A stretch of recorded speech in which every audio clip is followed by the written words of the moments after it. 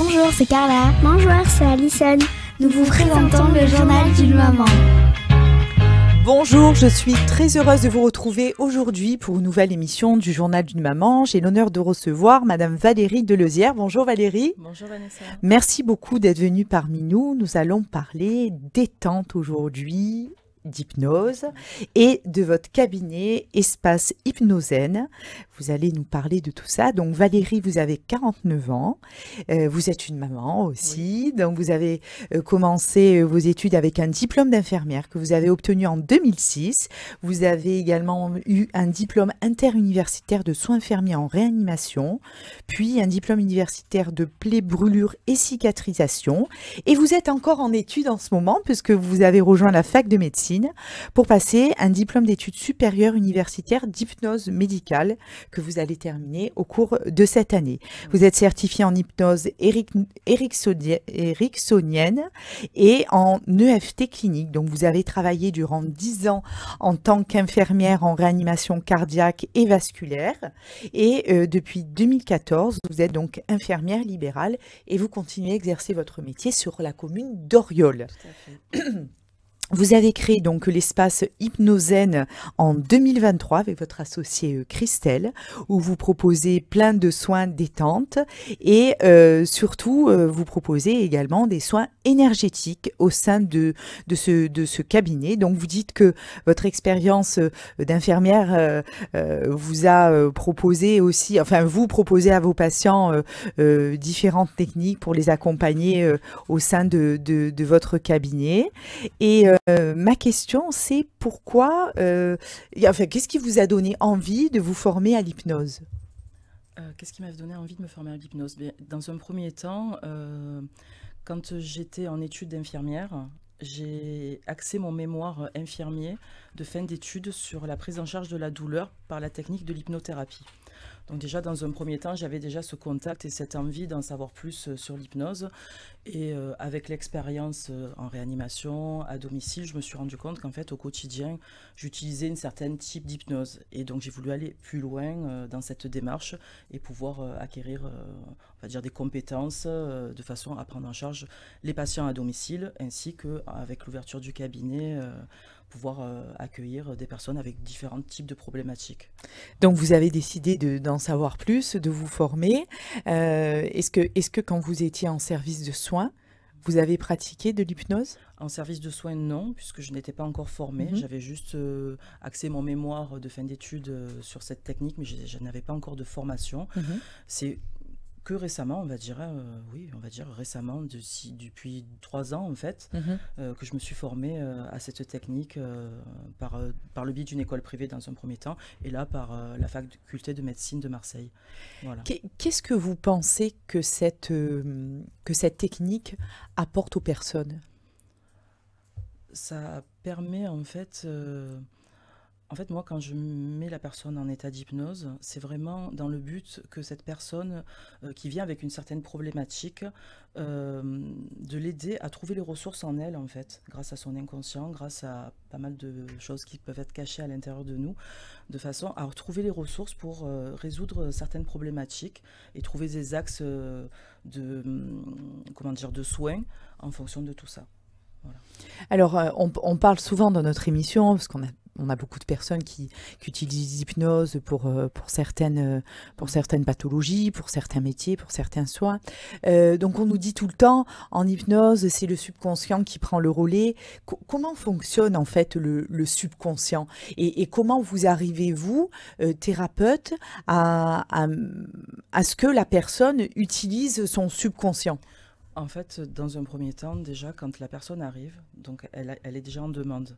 Enfin, je parle au sein d'un cabinet, elle est déjà en demande d'un certain soin. Donc, il y a déjà, dans un premier temps, ce qu'on appelle une anamnèse, c'est-à-dire qu'on fait un recueil de données de façon à pouvoir axer la séance, tout simplement. S'il y a une problématique, une douleur, une peur, un deuil, une grossesse, voilà. On axe sur le problème ou sur ce pourquoi la personne est impactée au quotidien. Et avec cet interrogatoire, en fait, on peut déterminer des pistes de réflexion avec la personne, savoir si pour elle c'est réalisable, si elle est OK pour qu'on aille creuser un petit peu plus loin dans cet état d'hypnose. Et en même temps, lors de la séance, en fait, il y a comme une alliance, si vous voulez, avec la personne, parce qu'en fait, comment dire, il faut absolument que la personne ait confiance en le thérapeute. Oui. Parce que, en fait, l'hypnose est déjà banalisée au niveau spectacle, donc c'est compliqué. Parfois, les personnes arrivent, ah, mais vous allez me claquer des doigts, vous allez m'endormir. Non, pas du tout. On met la personne dans un état de transe, on induit une transe hypnotique.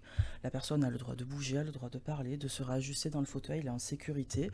Et en fait, on induit cet état modifié en fait, de conscience par des techniques, hein, on va dire, tout en sachant que la personne, elle peut complètement être libre de ses mouvements. Voilà, donc déjà, ça, c'est assez rassurant. Et en fait, en induisant cet état de relaxation, de détente, la personne se met toute seule dans cet état de conscience modifié, et ce qui nous permet en fait de pouvoir réaliser une séance dans le but pour laquelle la personne est venue. Hein. On utilise des métaphores, on utilise pas mal d'images de façon à ce que en fait, ça parle à l'inconscient et qu'il y ait un travail thérapeutique qui soit fait tout simplement. La personne, on peut être amené à la faire parler. Donc en fait, elle peut nous expliquer ce qui se passe pour elle. On peut faire du signaling, ce qu'on appelle simplement bouger un doigt. On peut faire pas mal de choses en hypnose en ayant ce travail thérapeutique. Et tout au fil de la séance, en fait, le but, c'est d'avancer de façon à ce que l'inconscient puisse aider la personne à trouver les ressources, tout simplement, à trouver les ressources. Ça ne va pas se faire immédiatement, mais tout au long de la séance, on avance de façon à ce qu'il y ait ce travail thérapeutique qui soit fait, pour rassurer par exemple, si la personne a une angoisse, et on donne aussi des moyens avec des ancrages.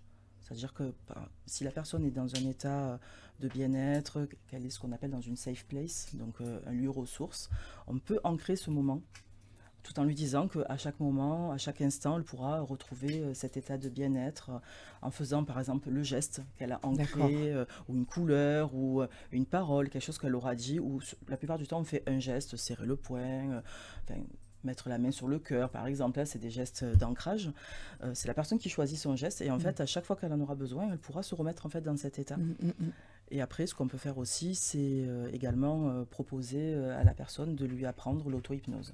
Voilà, comme vous avez parlé tout à l'heure, faire l'auto-hypnose, c'est vraiment intéressant pour les personnes qui sont comment dire, dans un suivi thérapeutique avec une angoisse, avec besoin de pouvoir se relaxer, besoin d'avoir un moment pour elle. Voilà, ça c'est très intéressant. Alors, je pose tout le temps à mes invités la même question. Est-ce que vous pouvez nous donner un exemple d'un client que vous avez suivi ou d'une cliente avec une problématique particulière et que vous avez réussi, grâce à l'hypnose, à soigner, entre guillemets? Alors, parfois j'utilise aussi l'EFT.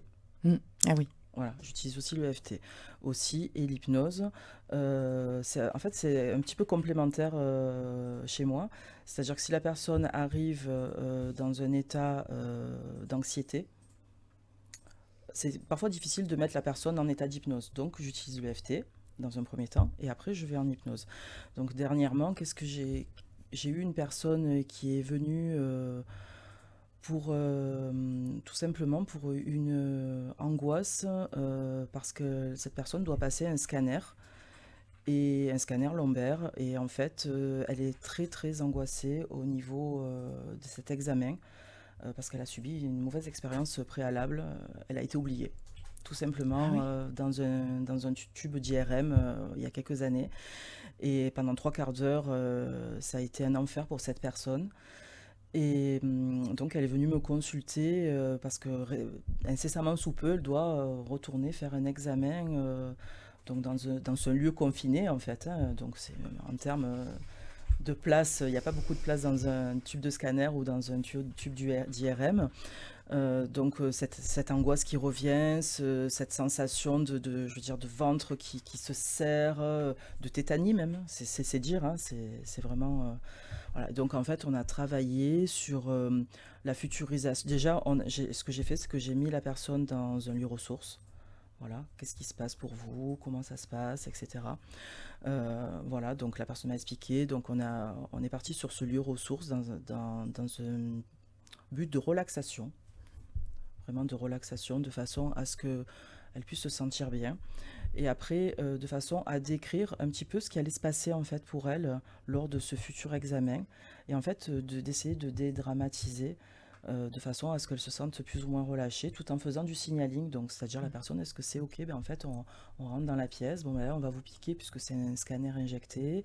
Comment vous vous sentez, etc. De façon à rassurer, à dire que tout va bien se passer, et tout en déroulant en fait l'examen. C'est comme une futurisation en fait, Oui. mais tout en étant quand même en sécurité, vraiment axer cet examen sous forme de sécurité, voilà, de ne pas reparler bien entendu de l'ancien problème, on va dire, et tout en futurisant et en fait en faisant revivre à la personne dans son inconscient, en fait les différentes étapes de l'examen, et de façon à ancrer ce moment de sécurité, voilà, sachant que bon, la personne qui va être avec elle, faire l'injection, enfin l'infiltration, va pouvoir lui parler, la rassurer, parce que ce que je lui ai expliqué, c'est qu'il faut quand même dire au préalable que vous avez eu une mauvaise expérience, voilà, quand même que les personnes soient au courant et qu'ils soient aussi à l'écoute, parce que c'est ça aussi le problème, c'est que les gens qui reçoivent lors de ces examens, par exemple, ne sont pas forcément à l'écoute parce qu'il y a beaucoup de monde, il y a beaucoup d'attentes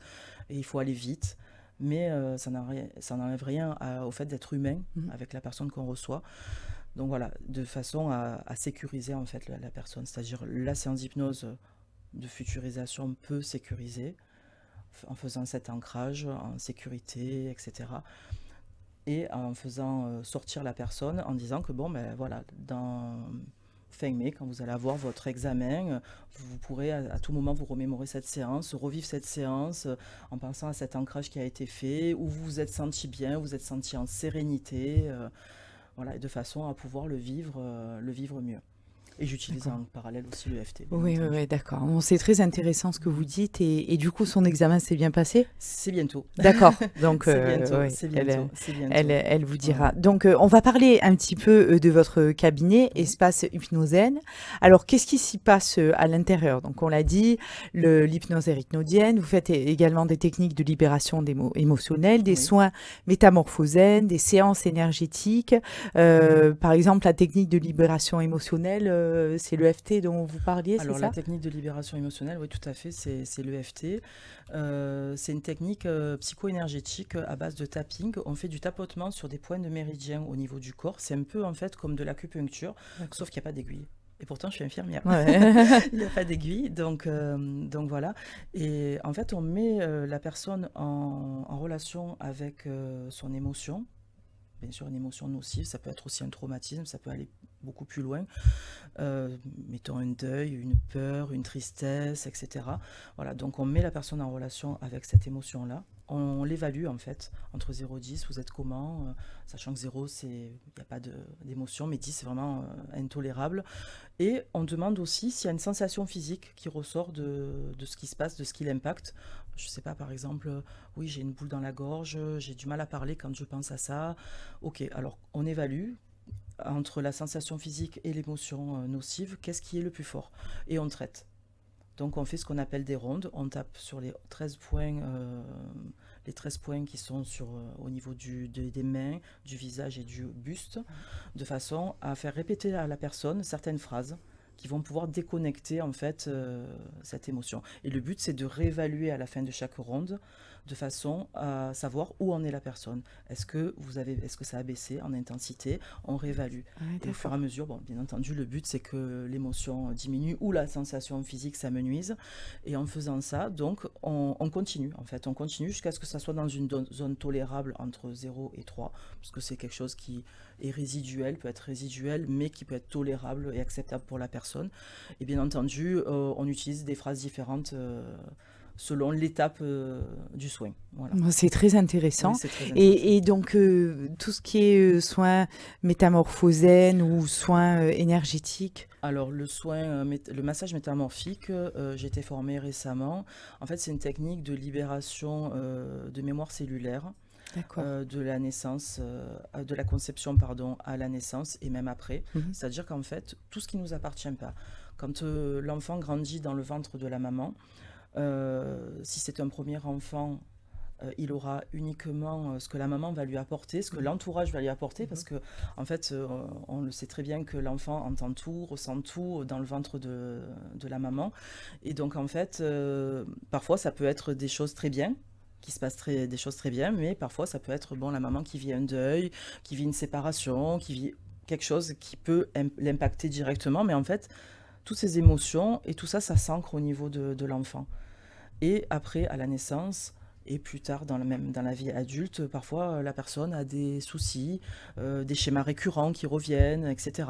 Donc en fait, le but, c'est de libérer tout ça.